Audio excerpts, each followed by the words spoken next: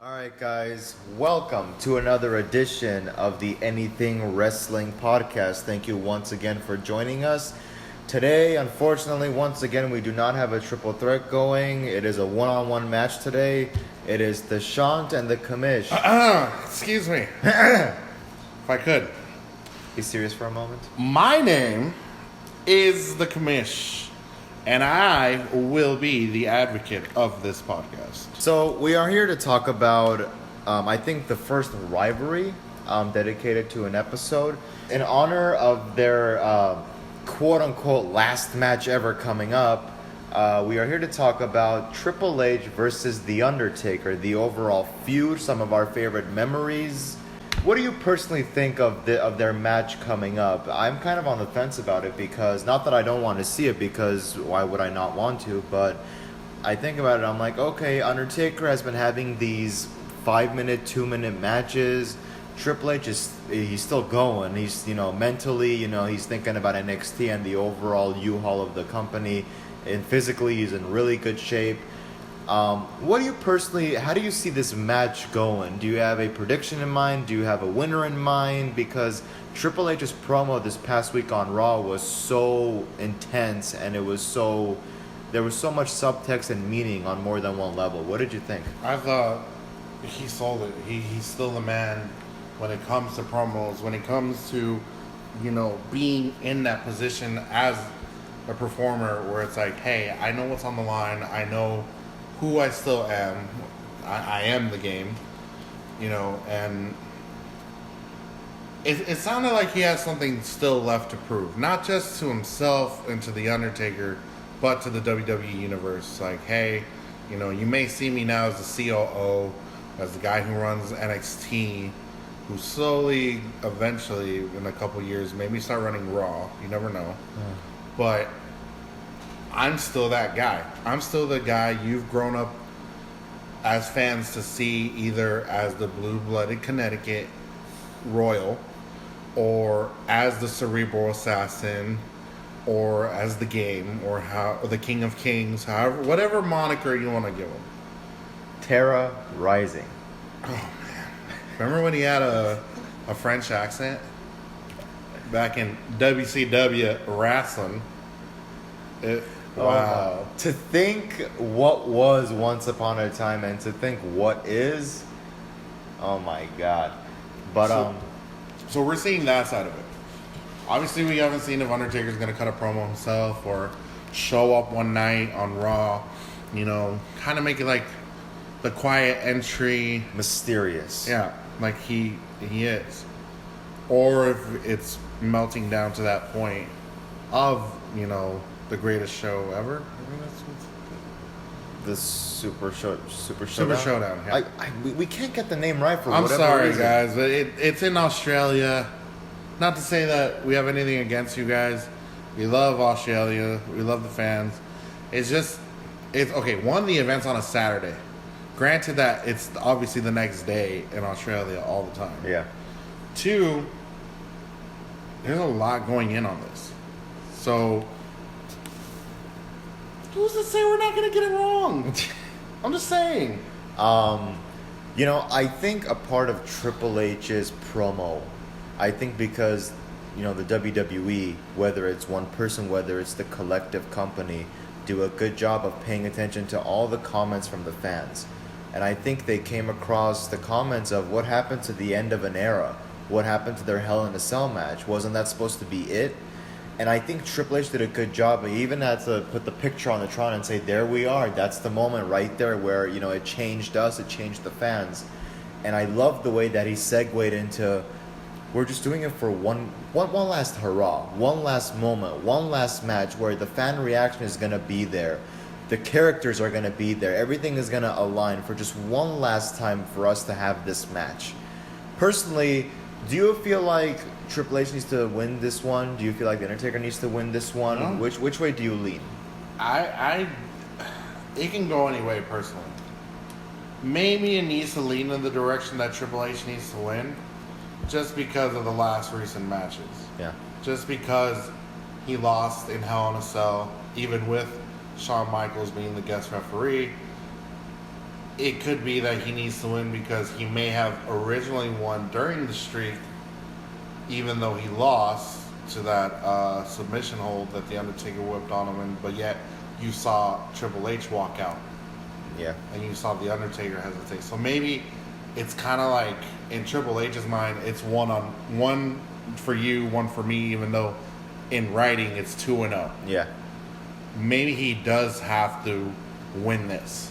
As a fan, I would love it to go either way.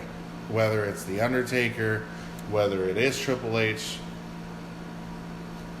just make a good show out of it, which I think you guys can.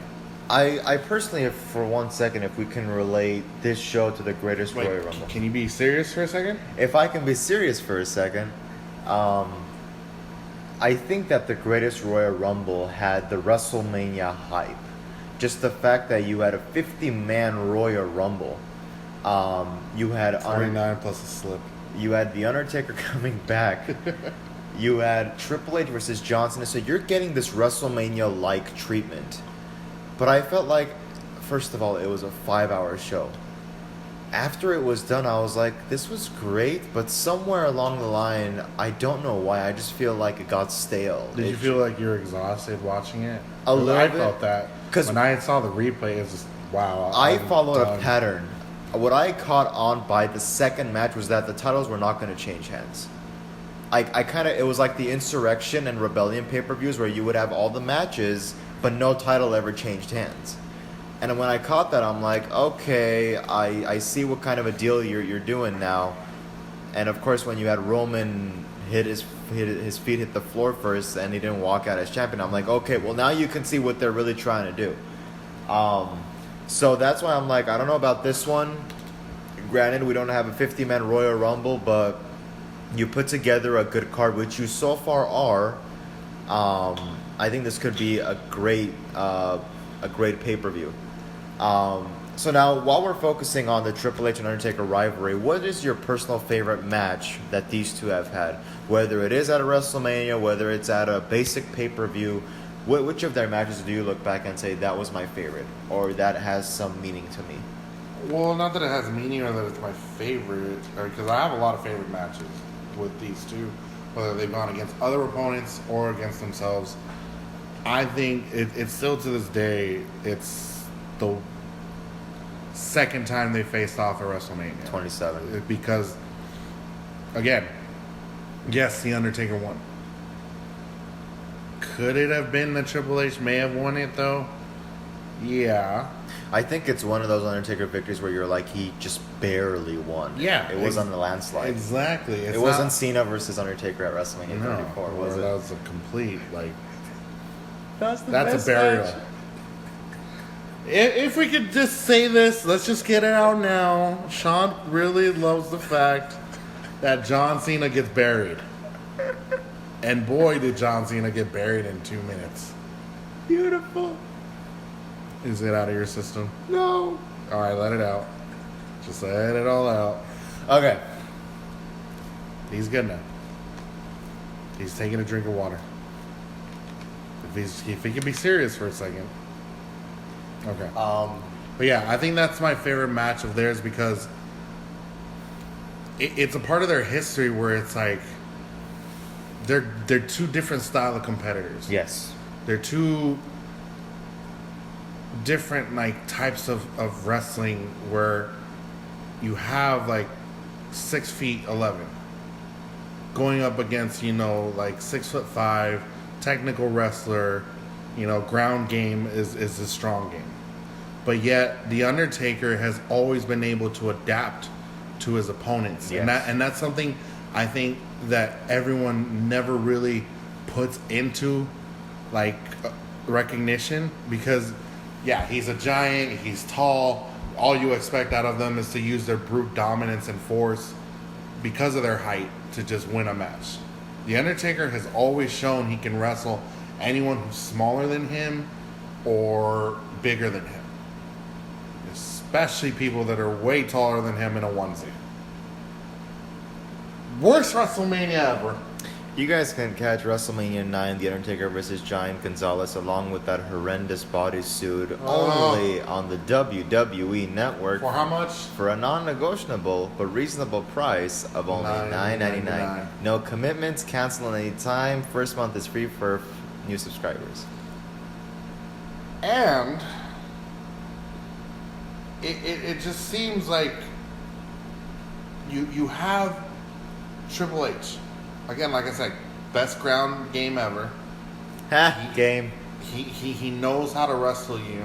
He knows like how to find your weak points. And he attacks and attacks and attacks. And he can exhaust you unless you get the upper hand. And that match showed like they both went at it. They both took each other to hell and back.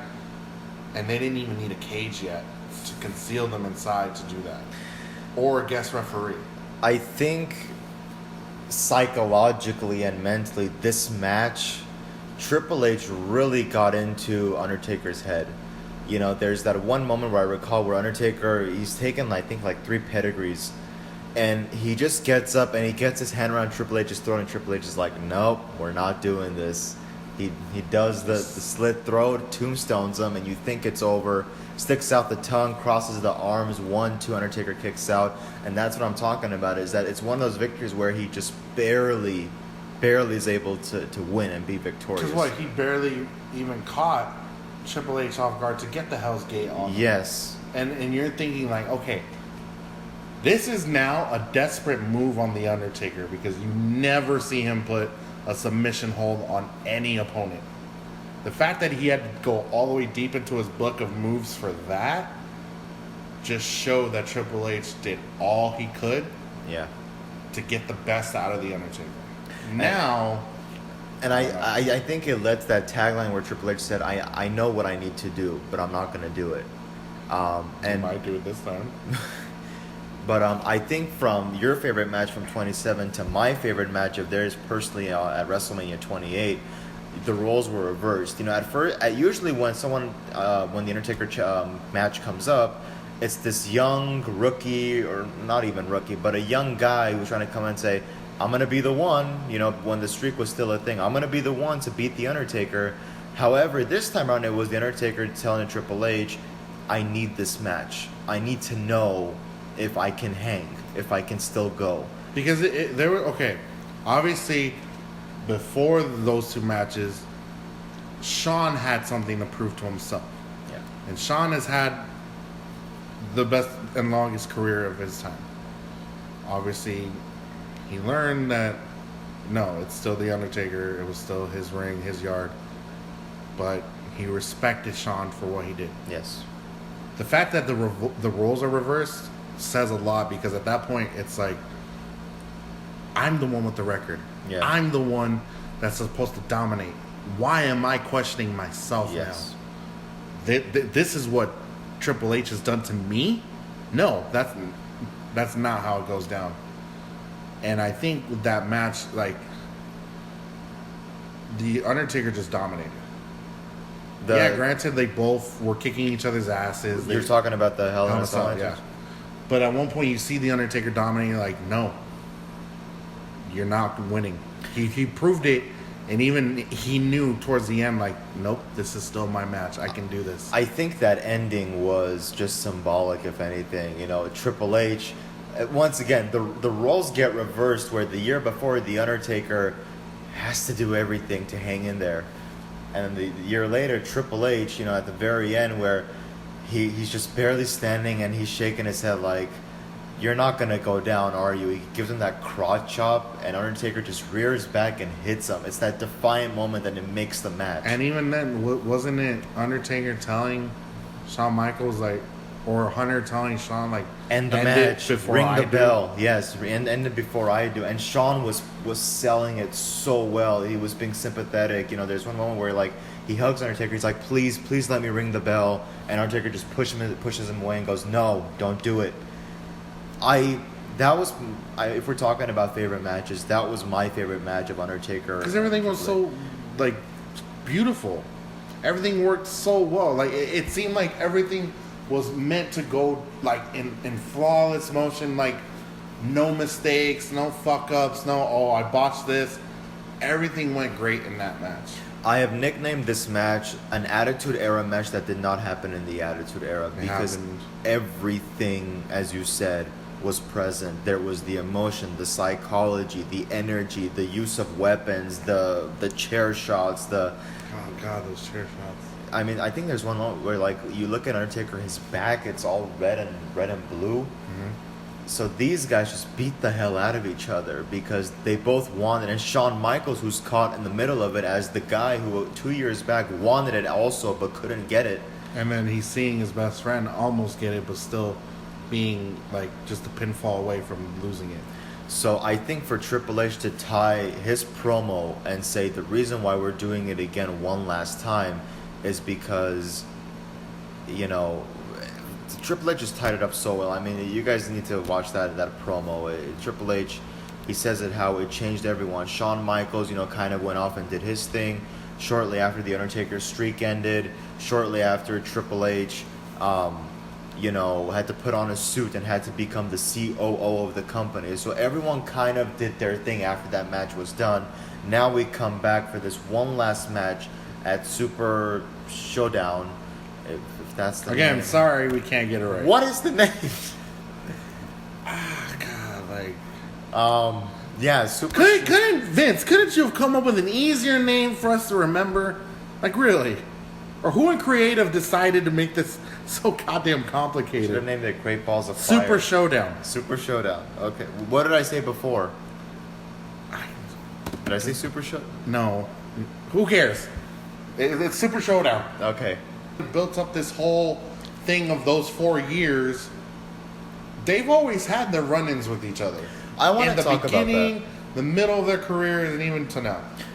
What stands out to you in the beginning? Well, I think just for the sake that it was still WrestleMania, the WrestleMania 17 match.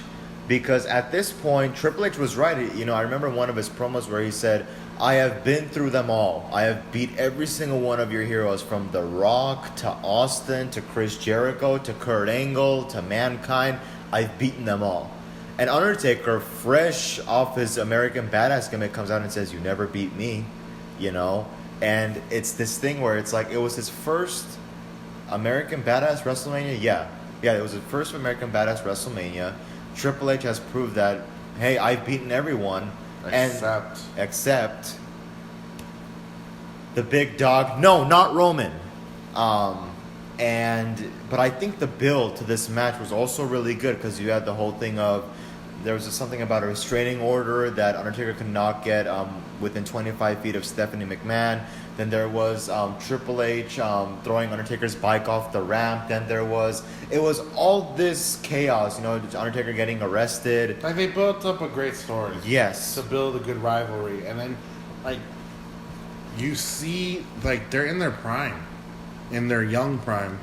And it's like, you can't wait for this match. Because Triple H has been hyping it like, I've done it all. I've beaten the best of the best. And then you have the best still there, like, nope. You have to prove it to me that you've beaten everybody. Because that's the Undertaker saying, yeah, I don't care who you fought. I don't care who you've wrestled. I don't care how many championships you've won along the way. Prove you're the best by beating me. And we'll see who really is. And I'll make you famous. Yeah. Well, but you know what I mean. Yeah, I do. And to me, like, even WrestleMania 17, like, seeing that match, no, we knew The Undertaker was going to win. We knew it. Well, this was actually my introduction to wrestling. Okay, so you were wondering, like, oh, what can happen? No, I was not watching it live. You were watching it after the fact. I was not watching it live. I was watching it after the fact. I borrowed a VHS cassette from my cousin, and this whole card was amazing. But looking back at that match, and if you really consider, the referee gets knocked out for like a good 30 minutes, and The Undertaker and Triple H just go throughout the arena, just using anything and everything they can get their hands on. And Undertaker even plays a little bit dirty by attacking the ref, and Triple H, you know, using the sledgehammer. And I think it was the first time that we saw the spot of, you know, someone having Undertaker in the corner and then him setting up the last ride. So I think that match was awesome. Truly stands out. Now, and also, yeah, they were still kind of intertwined with the whole Power Trip and Brothers of Destruction thing that kind of went on. But from a one-on-one standpoint, what match stands out to you? I mean, usually when these two were feuding, there was some type of shenanigans always going on in the background. Shenanigans. Undertaker being part of the corporate ministry, Triple H being a part of DX, or the whole thing of them both being in the same group, but yet one would struggle of who was really in charge. Like, honestly, I think the only thing that could really stand out is probably is WrestleMania 17, or even the fact that like both their careers were going in different directions, both going upward, but it's like you have Triple H who was setting his career to be like, you know, the evolution of the WWE. Like, he's still not like the youngest young blood of the group, but he's still one of the dominant guys to do this. And then you have the Undertaker, who's making his own name in SmackDown as like, I run this show. I'm the man. There's no one better than me. But at the same time, it's like, you want to prove yourself. You don't have to fight me to prove you're good. I want to see you do it. Yeah. And you would get that establishment of both these guys of who they were separately. Match-wise, obviously, they would cross paths, you know, but it didn't really come to a boil until, like, I think Triple H was on SmackDown at one point, you know, and I think this was the build-up in the PG era to the WrestleManias. But even before that, like, this is before your time when you started getting into wrestling, their rivalry was something small. They both were still different directions of their careers. Their first technical meetup was in the Survivor Series. But this was Triple H's first versus The Undertaker's probably fourth or fifth Survivor Series. And granted that Triple H had to go down to The Undertaker, you still had a sense like, oh, these two are not done. There's going to be a lot more coming. And granted that, like, yeah, like, it was a gimme match because obviously Survivor Series matches are always great when they're 4 or 5 like people on one team to make it like an 8-man or a 10-man tag match, you know. But these two were meant to do something big in their careers. Yeah. Like, obviously, we know who they are now. We know who they've been and what they're capable of. So now with this build-up of one last match, do we finally get the stamp of who really is the better of the two? Do we get to finally see that, you know, the game is the best to do it? Or do we get to know that it will always be The Undertaker? And I love that. I love how it's been. Someone monikered this as a 23-year rivalry. Yeah. There's been sports rivalries for years in different sports like basketball, baseball, football, boxing, golf, tennis, but like in wrestling, like, granted to some people, yeah, it's scripted, this is how we're writing it off as. You can still feel like, even out of the script, these two have a great respect, but they still need to know who is the better. Right. No matter what. I think that... I don't think I ever answered it, but I would say Undertaker, Triple H, WrestleMania 17 is the one match. Was the standout. Yeah. Yeah, you know, I think that this last match that they're having, I don't know if a lot of people will be paying attention to, I wonder who's going to win. I think it's more about, you know what, this is something from, you know, from our time. It's something from Attitude Era. It's something from PG Era. And it's coming back one last time. In the reality era. Like, maybe we should run a survey with... Hold on. What should we run? If we can take a quick survey here. Hey, yo. Maybe we can find out, like, if people were even still tuned into this type of rivalry. Because obviously, we get fans that appreciate this stuff now. We get reality era fans, or as they're now called, the universe fans, that understand the respect of this match. Yeah, I do agree with that too. Is that, I mean, okay, to touch on this for a second, it's like when Triple H and Undertaker were having their 3-time feud at a WrestleMania. The first time not so much, but the second and third time, I think the first main topic of conversation was the streak. Is the Undertaker going to win and extend his streak, or is Triple H going to break the streak? That's what it was about. Now it's, the streak's been broken. We're not even at WrestleMania anymore. These two are just coming back for that one last match. That I feel like it's like that return match where it's like, no, we can still do this. Even though people think Undertaker slowed down, Undertaker can't have a 5-minute match anymore, Triple H has put on that suit, he's too busy with NXT. It's like, no, we can still go center stage, we can still put the gloves on, we can still tape up, and we can still give you a show. And I feel like I'm on the side of Triple H and Undertaker. I'm not on the fan side of, can they really put on one more match? Because I know they can. 100% they can. I'm expecting them to. With the proper build-up, with the proper time, they 100% can. I just think that at this point, like, these two have a lot to show you still. Granted, they're old. Granted, their careers have gone in different directions now. But at the end of it, they're still two of the best wrestlers still in this. They're not retired. Triple H never said, oh, I'm done wrestling. He just said, hey, I have things to run now. I have more responsibility.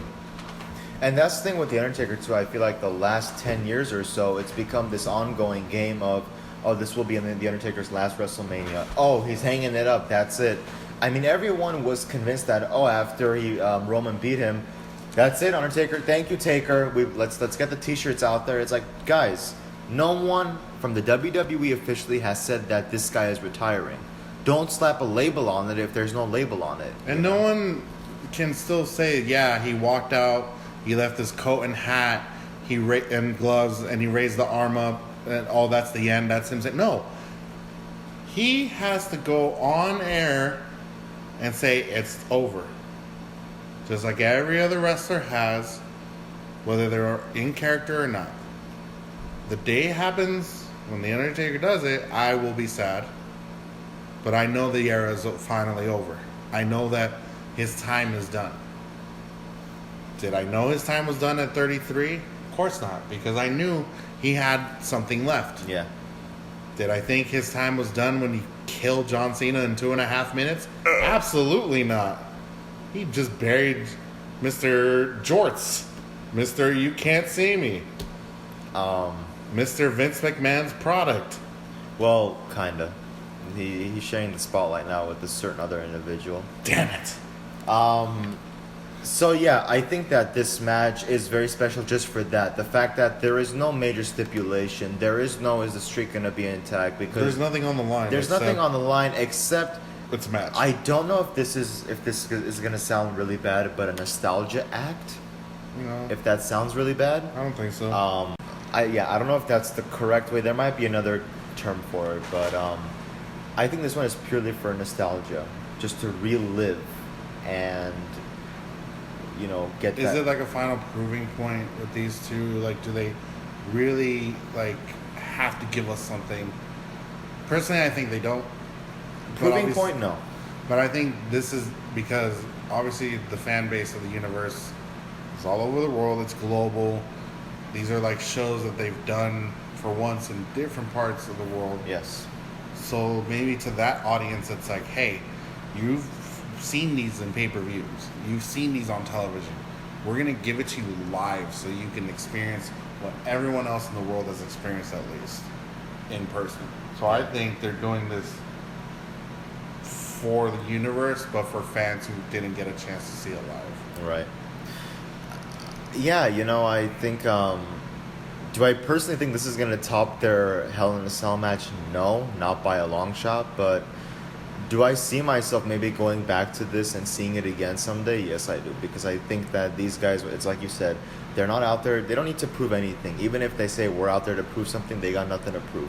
Well, how would you feel if this match wasn't as great as their last few, but it was just Like, obviously, age wears in. Of course. Father time kicks in, and it's Yes. like they can still wrestle, but you can see them getting bruised up.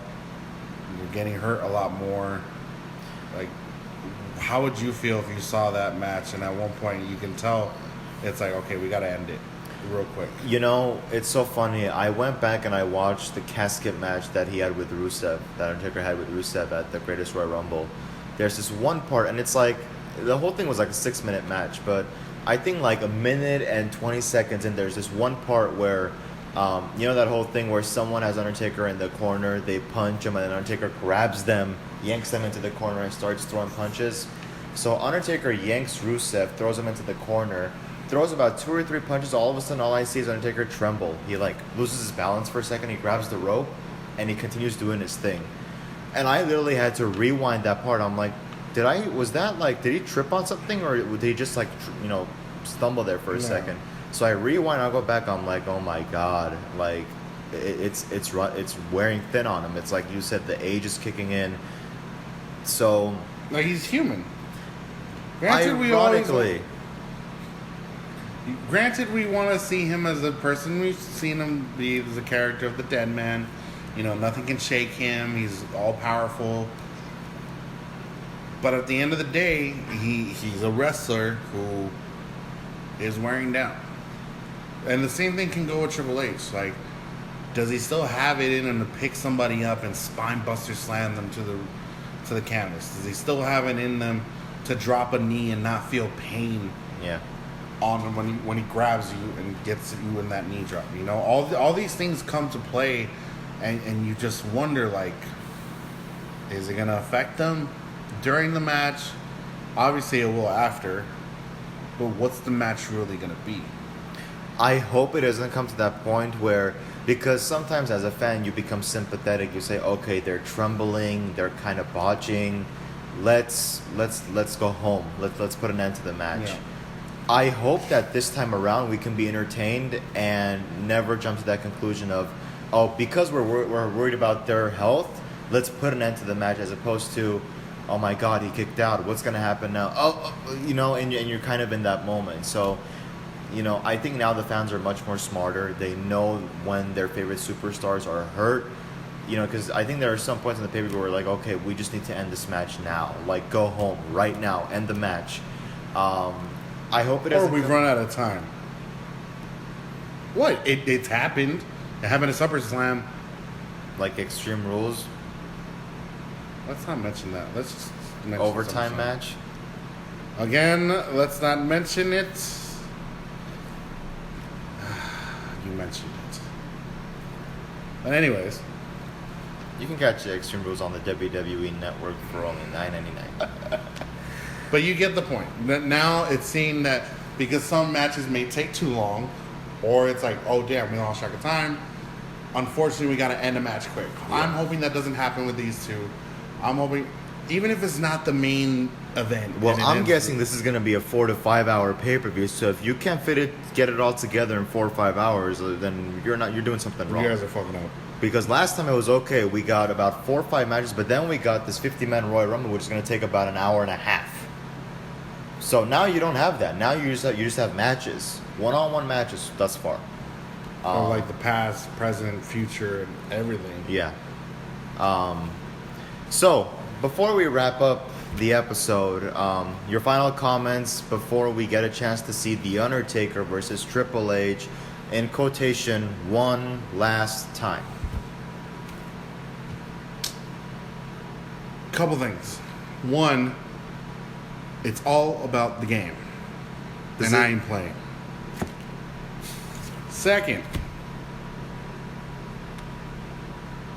I just want to go on record of saying, once again, it's all about the game. And I ain't playing. That's all I gotta say. No, okay, if I could be serious, I think that this is gonna be hopefully one of the best and final matches they put on. And they just lay it all out. I don't, it doesn't even have to be a 5-star match. If they can just do all that they can. Granted, there's some slip-ups, there's some botches, but they still like give you something good, I'll be okay with that. I will too. And I will be fine that the nostalgia part is finally done between these two. For me. 100% agreed. I think we have split this sucker up and we have discussed that we're not, these guys have nothing to prove. We know who they are. We know what they are. We know what the goal here is. It's like Triple H said, it's to have that one last hurrah, that one last rush of adrenaline. Even though it was promoted a couple years back as the end of an era. But everyone needs to realize that, it's different now. They're not promoting this as a WrestleMania match. This is not a feud. This is a one night only, a one night stand type of thing where they're going back out there again for one night only and trying to lay it all on the floor and say, we can still do this. Even though people feel like, oh, the Attitude Era is gone, WrestleMania is, far, beyond that to have a match like this. I truly believe that we will see something special, and I know that you and I, if we get a chance to experience this together, we will be on the edge of our seats the whole time, definitely. So, once again, guys, there you go. We have dissected, how we feel about the Triple H versus Undertaker feud. Again, you can catch WWE Super Showdown on the WWE Network for a non-negotiable but very reasonable price of only $9.99, happening on October 6th. Couple things also to add on. If you also want to catch up on your history between these two, all available on the network. Best ones to watch: WrestleMania 17, 27, and 28. You'll get the best out of these two. For only $9.99. In all seriousness, though, once again, guys, thank you so much for joining us, and we will see you all next time.